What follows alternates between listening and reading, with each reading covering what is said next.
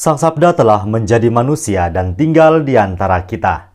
Para sahabat Sabda Hidup yang terkasih, berjumpa kembali bersama saya, Frater Jimmy, dalam permenungan hari ini.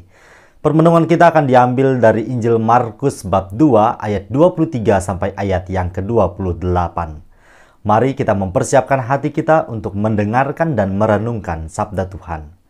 Dalam nama Bapa dan Putra dan Roh Kudus. Amin. Semoga Tuhan beserta kita sekarang dan selama-lamanya. Inilah Injil suci menurut Markus. Dimuliakanlah Tuhan. Pada suatu kali pada hari Sabat, Yesus berjalan di ladang gandum, dan sementara berjalan murid-muridnya memetik bulir gandum. Maka kata orang-orang Farisi kepadanya, "Lihat, mengapa mereka berbuat sesuatu yang tidak diperbolehkan pada hari Sabat?" Jawabnya kepada mereka, "Belum pernahkah kamu baca apa yang dilakukan Daud ketika ia dan mereka yang mengikutinya kekurangan dan kelaparan?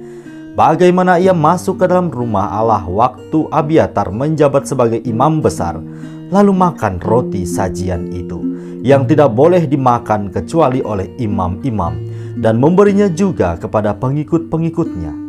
Lalu kata Yesus kepada mereka, "Hari Sabat diadakan untuk manusia, dan bukan manusia untuk hari Sabat. Jadi, Anak Manusia adalah juga Tuhan atas hari Sabat." Demikianlah sabda Tuhan. Terpujilah Kristus. Para sahabat Sabda Hidup yang terkasih, hari ini diperdengarkan kembali kepada kita sekalian protes dari orang-orang Farisi. Konteksnya dalam bacaan Injil pada hari ini yakni di mana ketika Yesus berjalan di ladang gandum, murid-muridnya memetik bulir gandum pada hari Sabat. Inilah fokus perkara atau permasalahan yang diprotes oleh orang-orang Farisi kepada Tuhan Yesus.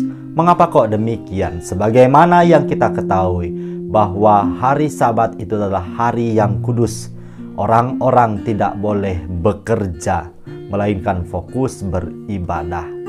Tentu kita tahu bahwa orang-orang Farisi adalah golongan atau kelompok orang-orang yang begitu memegang erat kultus, aturan-aturan, terutama juga dalam praktek kehidupan beragama mereka kala itu.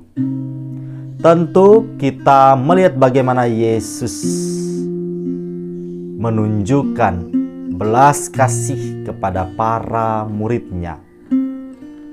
Jangan sampai cara hidup beriman yang kita miliki saat ini pun, para sahabat yang terkasih, hanya berhenti pada aturan-aturan belaka. Tidak cukup bagi kita menjalani hidup beriman hanya dengan rutin setiap minggu datang ke gereja.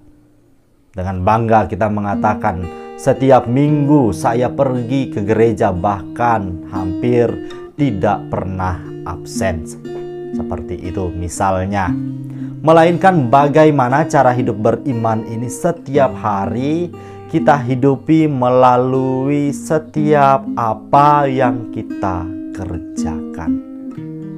Hidup beriman yang baik tidak hanya berhenti pada pengetahuan belaka, melainkan bagaimana kita menghayatinya melalui tindakan-tindakan nyata yang kita kerjakan. Tentu ajaran iman kita adalah ajaran yang penuh dengan cinta kasih. Dan sudah seharusnya pun kita sekalian mewujudkan cinta kasih itu secara nyata dalam praktek kehidupan kita. Saya yakin kita semua tahu konsep bagaimana untuk mengasihi, bagaimana untuk hidup secara damai. Tetapi apakah kita semua sudah mewujudkan apa yang kita ketahui ini? Pertanyaan ini tentu hanya kita sendiri yang tahu jawaban pastinya. Maka dari itu, mari kita membuka hati kita, bertanya pada relung hati kita yang terdalam.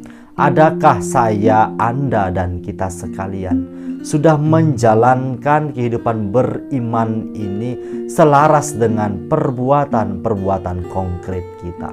Atau kita masih berhenti layaknya orang-orang Farisi tadi, hanya pada tataran pikiran, tahu bagaimana kehidupan beriman ini harus dijalankan, tetapi kita tidak mau mempraktekannya secara nyata.